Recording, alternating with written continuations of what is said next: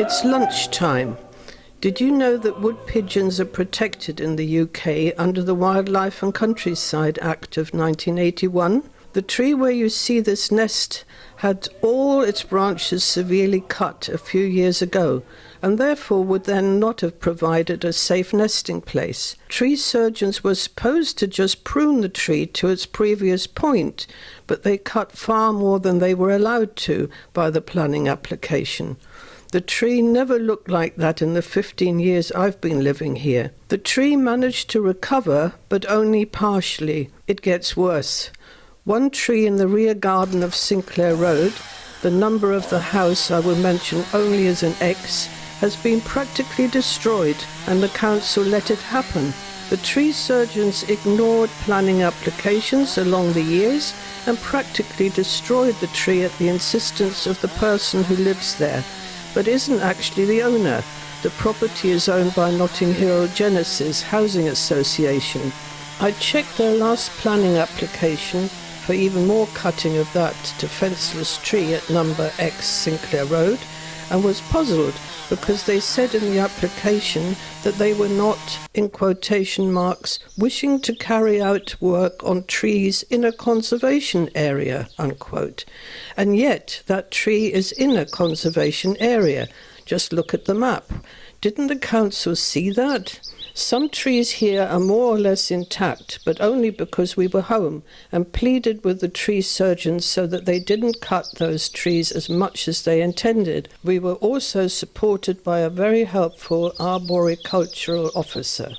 It's too late for the tree at number X Sinclair Road, but I've contacted the council asking them to put the trees at the rear garden of 2 other houses under protection. That was 3 months ago, but the person who can place a tree preservation order has never got back to me. I took this picture around 2008, if I remember right. The tree in the rear gardens of number X Sinclair Road should be the one on the left. It was a beautiful, fully grown tree. Look what they did to it. I did complain about that, but to no effect, as the tree was butchered again and again in the last years, until now it looks like a pole. It's disgraceful. The tree surgeons have always cut much more than allowed by planning application when they cut trees in the rear gardens of Sinclair Road and Milson Road, as I've witnessed along the years. Using the height of the tree surgeon in the video as reference, it is easy to see that he is about to cut far more than the maximum of 2 meters he was supposed to cut. This thing of tree surgeons coming here and chopping trees as they please, whilst ignoring planning applications, must stop. Let me list here a number of very good reasons why the trees at the rear gardens of some houses at Sinclair Road should be protected by the Hammersmith Council. First of all, the trees are in a conservation area.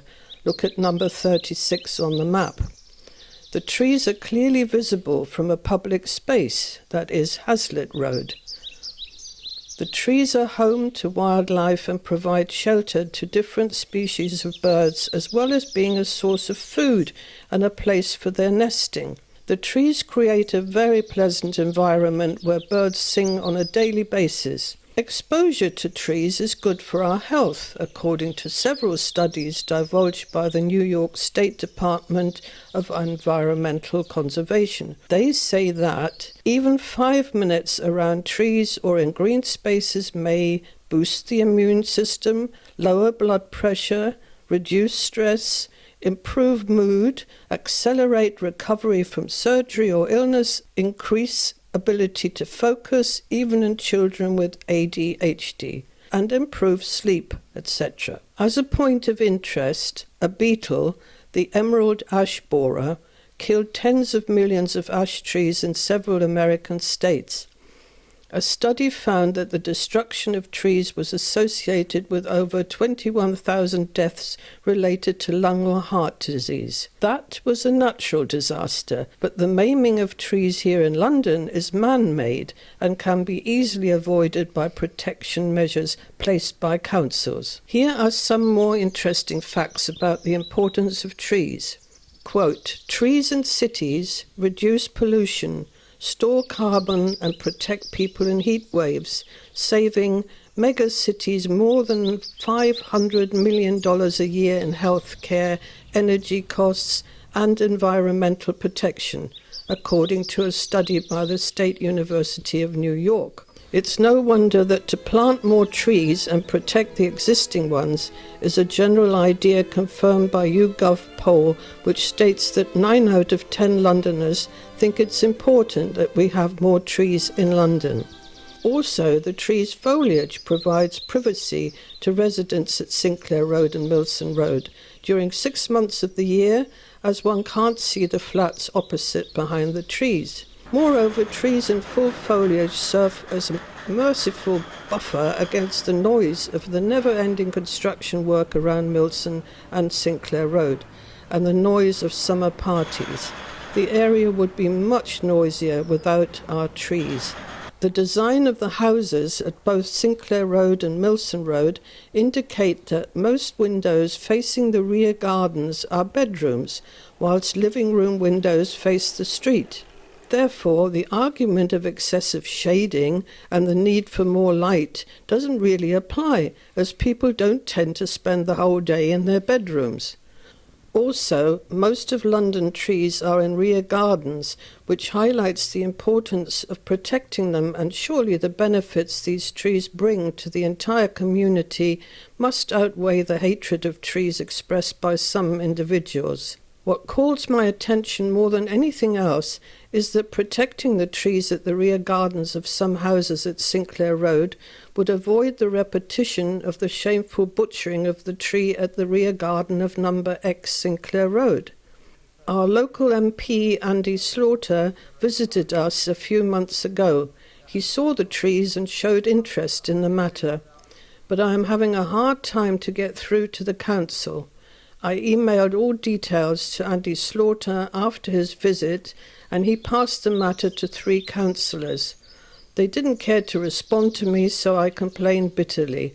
It was only then that one of the councillors emailed me saying he was going to look into the matter and come back to me in a week. That was 2 months ago. I did not ask the MP or the councillors for a personal favour. I just expected them to do their job and to care about the environment. It's not about me. I am just an example of a situation which is certainly being repeated in many other rear gardens in London. Tree surgeons always cut far more than allowed, so I am very concerned about the trees at the rear gardens of Sinclair Road and elsewhere in London. I am not part of any group. I am just an individual without power. Does that make me unimportant and ignored, no matter the importance of what I'm asking for, which is the preservation of trees and birds? My experience tells me that it's not the cause you are campaigning for that matters, it's who you are that matters. This is very sad, very undemocratic. But I do have a camera. I am small, but YouTube is a giant.